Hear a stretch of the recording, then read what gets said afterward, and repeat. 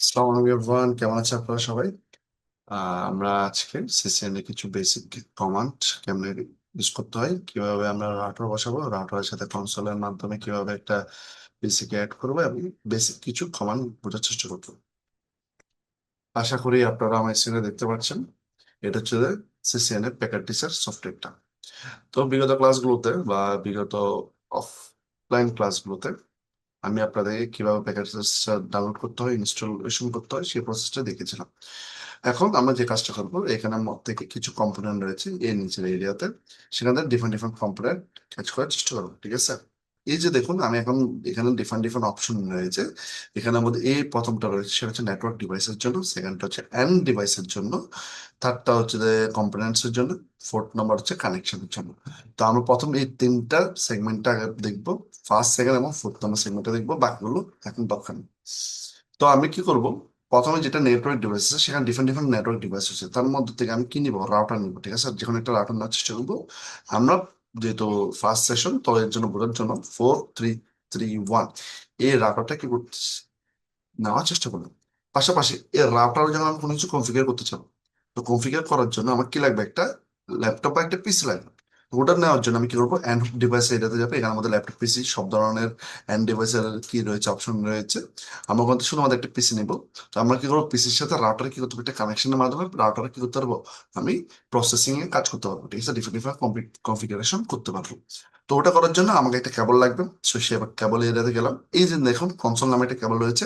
Console কেবলটার ব্যবহার মাধ্যমে আমি কি করতে পারবো, এখানের মধ্যে রাউটারের মধ্যে কি করতে পারবো, কনফিগারেশনে কাজ করতে পারবো।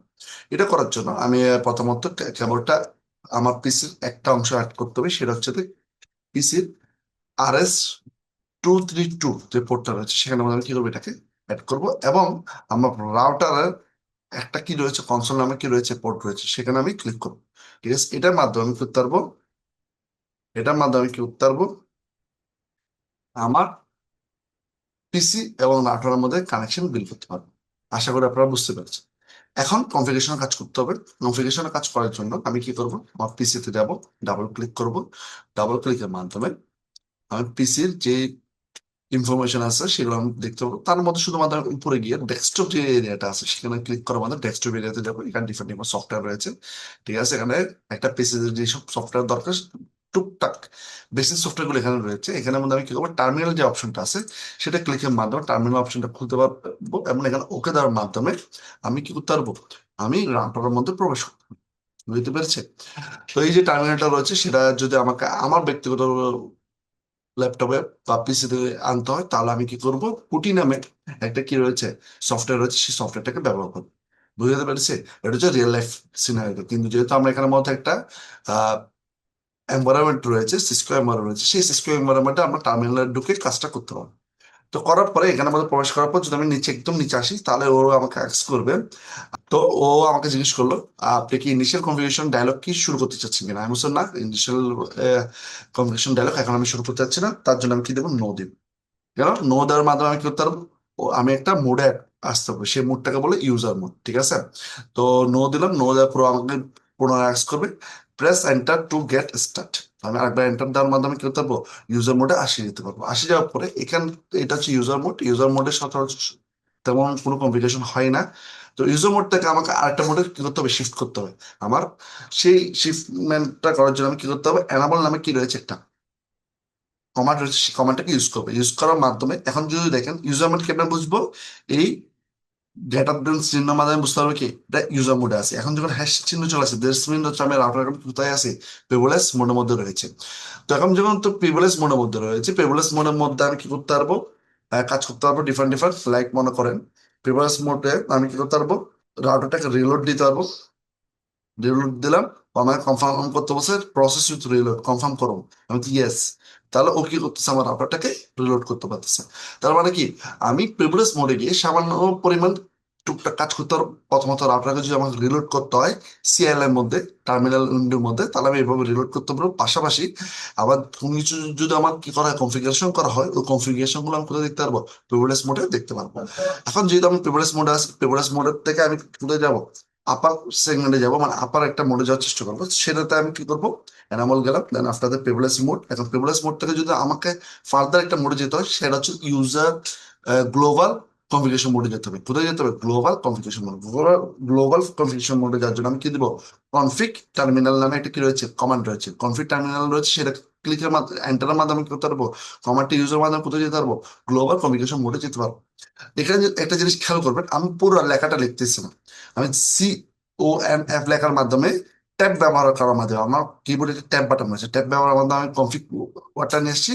টার্মিনালের জন্য TER লেখার মাধ্যমে, ট্যাব ইউজ করার মাধ্যমে কি করতে পারতেছি? টার্মিনাল পুরো লেখাটা নিয়ে আসতে পারতেছি, কমান্ডটা নিয়ে আসতে পারতেছি। তারপর এন্টার মাধ্যমে আমি কোথায় প্রবেশ করতে পারবো? গ্লোবাল কনফিগারেশন মোডে প্রবেশ করতে পারবো। গ্লোবাল কনফিগারেশন মোড থেকে যদি আমার বাইর হতে হয়, তাহলে আমি কিভাবে বের হতে পারবো? কন্ট্রোল জেটের মাধ্যমে কি করতে পারবো? বের হতে পারবো। আশা করি আপনাদের বুঝাইতে পেরেছি। এখানে এসে আমি ডিফারেন্ট ডিফারেন্ট করতে পারবো, ছোট ছোট কনফিগারেশন করতে পারবো। ছোট ছোট কনফিগারেশন প্রথমে শিখি, এরপর আস্তে আস্তে আমাদের ধাপে ধাপে কি করবো? বড় লেভেলে কনফিগারেশন করার চেষ্টা করবো। তো এখন যেহেতু আমরা কিসে আছে, গ্লোবাল কমিউনিকেশন মোডে আছে, এখান থেকে যদি আমার বর্তমানে যে রাউটারটা রয়েছে সেটা একটা হোস্ট নেম রয়েছে, সেই হোস্ট নেম হচ্ছে এটা রাউটার। এই রাউটারটা কি? এই রাউটারের হোস্ট নেম। এই হোস্ট নেমটা যদি আমার চেঞ্জ করতে হয়, তাহলে আমি কি দেবো? হোস্ট নেম লেখার পর এখানে যদি আমার নামটা দিই, আমি মনে করেন আরিফুল, এটাতে স্পেস কাজ করে না, আপনি নাম যখন দিবেন ইসলাম, ঠিক আছে? আরিফুল ইসলাম লেখা আপনি যদি এন্টার দিই, তাহলে দেখুন এই রাউটারের পরিবর্তে পরে হোস্ট নেম কি হয়ে গেছে? আরিফুল ইসলাম হয়ে গেছে। আশা করি বুঝতে পারছি। এভাবে করে আমি কি করতে পারবো? হোস্ট নেম করতে পারবো, ঠিক আছে? পুরো একটা কনফিগারেশন করতে পারবো। পাশাপাশি হোস্টেলের পাশাপাশি আমি চাইলে এখানের মধ্যে আরো কিছু কাজ করতে পারবো। লাইক মনে করেন হোস্টেলটা আমি এখন প্রোভাইড করলাম, হোস্টেলের পাশাপাশি আমি একটা এখানে পাসওয়ার্ড দিতে পারবো। পাসওয়ার্ড দেওয়ার জন্য দিবেন এনাবল পাসওয়ার্ড, ঠিক আছে? এনাবল পাসওয়ার্ড এই নামে একটা কি রয়েছে, কমান্ড হচ্ছে, সেটাকে ইউজ করবো। এনাবল পাসওয়ার্ড দেওয়ার পর এটাতে আমি কি দিই? সাপোজ একটা পাসওয়ার্ড দিই, লাইক মনে করো 1 2 3। আমি যেহেতু প্রথম প্রথম শিখতেছি, ইজি পাসওয়ার্ড দিয়ে শেখার চেষ্টা করি, এর আস্তে আস্তে সমস্যা থাকলে আমি ডিফিকাল্ট পাসওয়ার্ড অ্যাড করা শুরু করি, ঠিক আছে? আর ইজি পাসওয়ার্ড কেন দিচ্ছি? যাতে আমার মনে থাকে সবসময়। তো আমি 1 2 3 পাসওয়ার্ড দিলাম, সে তারপর যদি আমি এন্টার দিই, তাহলে পাসওয়ার্ডটা কি হয়ে গেছে গা? আমার রাউটারের মধ্যে বসে গেছে। এবার পাসওয়ার্ডটা কখন আসবে?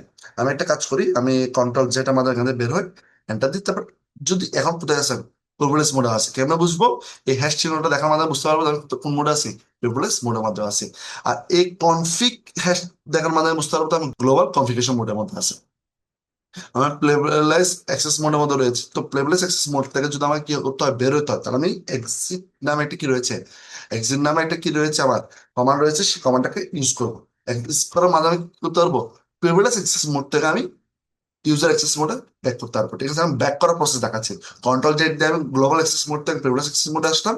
এক্সিট প্রিভিলেজ মোডে ইউজ করার মাধ্যমে বা কমান্ডটা ইউজ করার মাধ্যমে প্রিভিলেজ মোড থেকে কোথায় চলে গেলাম? ইউজার অ্যাক্সেস মোডে চলে গেলাম। এখন যে আমি কোথায় আসলাম? ইউজার অ্যাক্সেস মোডে আসলাম। এখান থেকে যদি আমার প্রিভিলেজ অ্যাক্সেস মোডে যেতে হয়, আমি কি দিব? এনাবল দিব না? এনাবল দিবে, যখন এন্টার দিচ্ছি, তাহলে আমাকে কি করতেছে?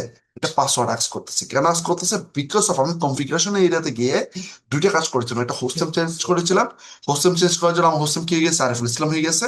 এখানে কখনো স্পেস দেবেন না হোস্টেলের সময়, আপনারা কেউ আন্ডারস্কোর ইউজ করবেন। আরেকটা কি ছিল? পাসওয়ার্ড দিয়েছিলাম, এই পাসওয়ার্ডটা ওরা এখানে আস্ক করতেছে। আশা করি আপনাদের বুঝতে পেরেছি। তাহলে পাসওয়ার্ড কখন আস্ক করবে? যখন আমি ইউজার অ্যাক্সেস মোড থেকে প্রিভিলেজ অ্যাক্সেস মোডে যাওয়ার জন্য চেষ্টা করবো, তখনই আমাকে কি করবে? পাসওয়ার্ডটা আস্ক করবে। এখানে যদি আমি পাসওয়ার্ডটা দিই, তাই মনে করেন 1 2 3, তাহলে কি করতে পারবো? আমি প্রবেশ করতে পারবো। আচ্ছা, এখন যদি আমি 1 2 3 দেওয়ার পর যদি প্রবেশ করতে না পারি, মানে সকলের পাসওয়ার্ডটা ভুলে গেছি, এনাবল দিলাম প্রিভিলেজ অ্যাক্সেস মোডে যাওয়ার জন্য আমি ডিফারেন্ট ডিফারেন্ট কমান্ড দিচ্ছি, ঠিক আছে? আমি ভুলে গেছি, তাহলে কি হয়ে যাবে? ব্যাড সিক্রেটস নামে কি চলে আসবে আমার কাছে? একটা ও লাইন শো করবে। তার মানে হচ্ছে আমি কি করতে পারি নাই, পাসওয়ার্ডটা মনে রাখতে পারিনি। এর ফলে কি হয়? আমার এখন ডাটাটা কি করতে হবে? রিস্টার্ট করতে হবে পুনরায়। তো রিস্টার্ট করলে কি হবে? এর আগে যে আমি কনফিগারেশনটা করছিলাম গ্লোবাল কনফিগারেশন মোডে, সব কনফিগারেশন মুছে যাবে। আশা করি আপনাদের বুঝাইতে পেরেছি। তো এর জন্য আমি প্রথম প্রথম যেহেতু আমরা শিখতেছি, আমরা ইজি পাসওয়ার্ড ইউজ করার চেষ্টা করবো। তো এর জন্য আমি কি হবে? এনাবল দিব, দেন আসলে 1 2 3 দিব, আমি কিন্তু প্রবেশ করতে পারবো। আশা করি আপনাদের বুঝাইতে পেরেছি। আমরা গ্লোবাল অ্যাক্সেস মোডে যেসব কাজ করেছিলাম, সেই কাজগুলো যদি আমাকে দেখতে হয়, আমি কোথায় দেখবো? প্রিভিলেজ অ্যাক্সেস মোডের মধ্যে দেখবো। তো এটা দেখার জন্য ডিফারেন্ট ডিফারেন্ট কমান্ড রয়েছে, তারা আমি প্রথমে দিব show running config. Show running config এটা ইউজ করার মাধ্যমে, এই কমান্ডটা ইউজ করার মাধ্যমে আমি যেটা বর্তমানে রানিং কনফিগ করেছি সেগুলো দেখতে পারবো। আমি এন্টার করলাম, এই যে দেখুন, আমি হোস্ট নেম চেঞ্জ করছি। এখানে উপরে যদি একটু চেক করো, উপরে তেমন কিছু নাই, ঠিক আছে? তেমন কোনো ইনফরমেশন নাই। এই যে দেখো, আমি শো রানিং কনফিগ দিয়েছি, ও চেক করতেছে কি কি রয়েছে। এগুলো হচ্ছে বেসিক এমনি ইনফরমেশন, ঠিক আছে? এরপর যে মেইন কাজ করেছিলাম সেটা হচ্ছে আমি কি করছিলাম? হোস্ট নেমটা দিয়েছিলাম, সেটা দেখতে পাচ্ছি, এবং যে পাসওয়ার্ডটা দিয়েছি সেটা দেখতে পাচ্ছি, ঠিক আছে? এর বাদে আমি আর কোনো কাজ করি না, তাই আমি আর কোনো কাজ করতে পারতেছি না, দেখতে পাচ্ছি না। এখন যদি আমি কি করি, এই প্রিভিলেজ মোড থেকে যদি আমি রাউটারটা কি করে দিই, রিলোড করে দিই, মানে রাউটারটা কি করে রিস্টার্ট দিই, তো আমি রিলোডটা দিলাম এবং এন্টার দিলাম। এমন ও কনফার্ম করতে বলছে তুমি কি রিলোড করতে চাচ্ছ কিনা, ও আমাকে জিজ্ঞেস করতেছে system configuration has been modified, safe. ও বলতেছে যে আপনি যে কনফিগারেশন গুলো করছেন এটার কারণে সিস্টেমে কিছু জিনিস মডিফাই হয়েছে, এটাকে আপনি সেভ করতে চাচ্ছেন কিনা। আমি যদি সেভ ছাড়া যদি কি করতে চাই, রিলোড দিয়ে দিই, তাহলে কি হয়ে যাবে, আমার সম্পূর্ণ জিনিসটা কি হয়ে যাবে, আনসেভ থেকে যাবে। তো আমার পুরা ডাটা যেগুলো কনফার্ম কাজ করছে সবগুলো চলে যাবে। বুঝতে পেরেছে? তো এটা একটা প্রবলেমেটিক জিনিস। এর ফলে কি হবে, এটা রেজাল্ট আপনাদের এখন দেখাচ্ছি। এই যে দেখুন আমার রাউটারটা রিলোড হয়ে গেল, নো দিলাম, নো দেওয়ার মাধ্যমে আমি কি করলাম, কারণ পুনরায় আবার কিসে প্রবেশ করলাম, ইউজার অ্যাক্সেস মোডে আসলাম। এখন যদি একটু খেয়াল করেন, ইউজার অ্যাক্সেস মোডে হোস্টের নাম কি দেওয়া আছে, রাউটার দেওয়া আছে, মানে আমি যে নামটা দিয়েছিলাম সেই নামটা চলে গেছে। তো এটা একটা প্রবলেম না? পাশাপাশি আমি যদি এখান থেকে কি হয়, অ্যানাবলের মাধ্যমে কি করে প্রবেশ করতে চাই, তাহলে কি করতে পারতেছি, আমি প্রিভিলেজ মোডে প্রবেশ করতে পারতেছি। কিন্তু এর আগেরটাতে আমি একটা পাসওয়ার্ডের মাধ্যমে কি করে দিয়েছিলাম, রেস্ট্রিকশন প্রোভাইড করে দিয়েছিলাম, একটা রুলস দিয়ে দিয়েছিলাম। সেই রুলস কি হয়ে গেছে সেই কনফিগারেশনটা কি হয়ে গেছে চলে গেছে এখান থেকে। তো এই জিনিসটাকে ওভারকাম করার জন্য কি করবো দেখাচ্ছি। তো এর আগে আমি যে কাজটা গতবার করেছি সেটা এখন করে ফেলতেছি। এখন কোথায় রয়েছে, আমি এনাবলের মাধ্যমে প্রিভিলেজ অ্যাক্সেস মোডে রয়েছে, কনফিগ টার্মিনালের মাধ্যমে আমি কোথায় আসবো,